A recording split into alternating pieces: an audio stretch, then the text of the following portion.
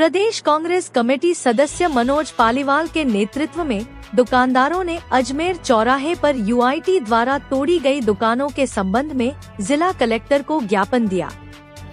कलेक्ट्री में उन्होंने तोड़ी गई दुकानों के लिए मौन भी रखा। उनकी मुख्य मांगे थी कि 25 साल से व्यापार कर रहे कियोस्क धारकों को जबरन न हटाया जाए, उन्हें सामान बेचने के लिए जगह दी जाए और उन्हें 100 या 200 फीट रोड पर दुकानें बनाकर फिर से व्यापार करने का अवसर दिया जाए। उन्होंने यह भी मांग की कि राज्य सरकार छोटे व्यापारियों के लिए व्यापार करने हेतु जगह उपलब्ध कराए। आज सुबह प्रातः 6 बजे यूआईटी प्रशासन ने, जिला कलेक्टर प्रशासन ने और पुलिस अधिकारियों के साथ मिलकर के यूआईटी चौराहे पर शहीद राजगुरु चौराहे जिसका नाम है, उसके ऊपर बनी हुई तमाम 32 से 33 दुकानों को अपने पंजे से धराशायी कर दिया। ये दुकानें केवल दुकान नहीं थी, इन सब की माँ थी, इनके पिता थे और इन्होंने इस संतान समझकर इसका पालन पोषण किया। 25 साल कोई कम समय नहीं होता है। 25 साल से उस दुकान के अंदर नियमित रूप से व्यापार कर रहे थे।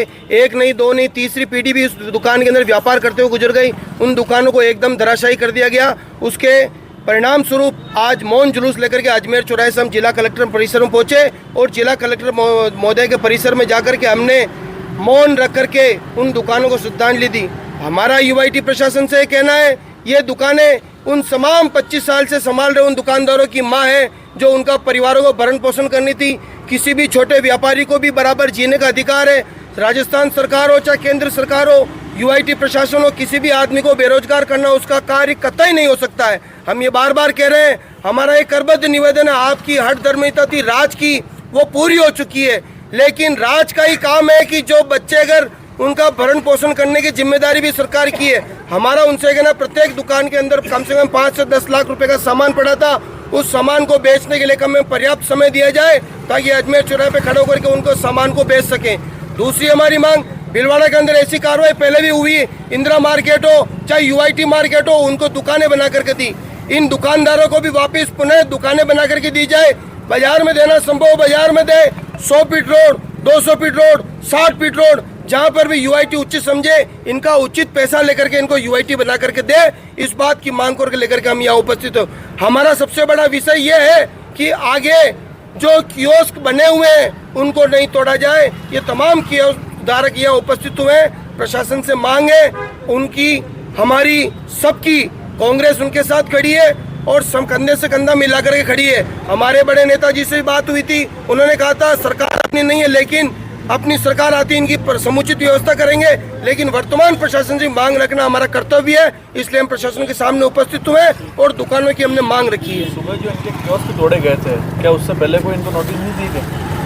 महज समाचार पत्र में 2 दिन का नोटिस दिया गया। छोटी से छोटे विषय पे भी कोई उजरदारी निकलती है तो 7 दिन की निकलती है। हम आपके ये कहना चाहते हैं, इनको 12 वर्ष के 10 वर्ष के लिए लीज पे दी थी। क्या 99 साल के लीज पे दिए हुए मकान को भी आप इसी तरह से तोड़ करके बेघर करेंगे? इन छोटे दुकानदारों की क्या गलती है? हमें जानकारी में आया है। मैं कह रहा हूँ मनोज पालीवाल, अगर प्रशासन मेरे खिलाफ कोई कार्रवाई करता है तो मुझे कोई आपत्ति नहीं। हमें जानकारी में आया है कि ये पुलिया के पास जो सब्जी मंडी है, इसको उठा करके अजमेर चौराहे पर शिफ्ट करेंगे और ये जो आने जाने का रास्ता है सिम्स अस्पताल को हैंड ओवर करेंगे। किसी बड़े पूंजीपति के लिए काम करना किसी प्रशासन की, किसी जनप्रतिनिधि की, किसी नेता की कोई जिम्मेदारी नहीं है। ये तमाम यूआईटी के जो कियोस्क धारक हैं, कल दिन से लगा करके रात तक भारतीय जनता पार्टी के तमाम नेताओं से, जनप्रतिनिधि संपर्क में थे, लेकिन किसी ने इनकी नहीं सुनी। राज रूठ गया, लेकिन राम नहीं रूठा है। राम इनके लिए खड़ा है और इनके रोजगार की मुहैया उपलब्ध कराने के लिए हम ये प्रशासन के सामने आए हैं।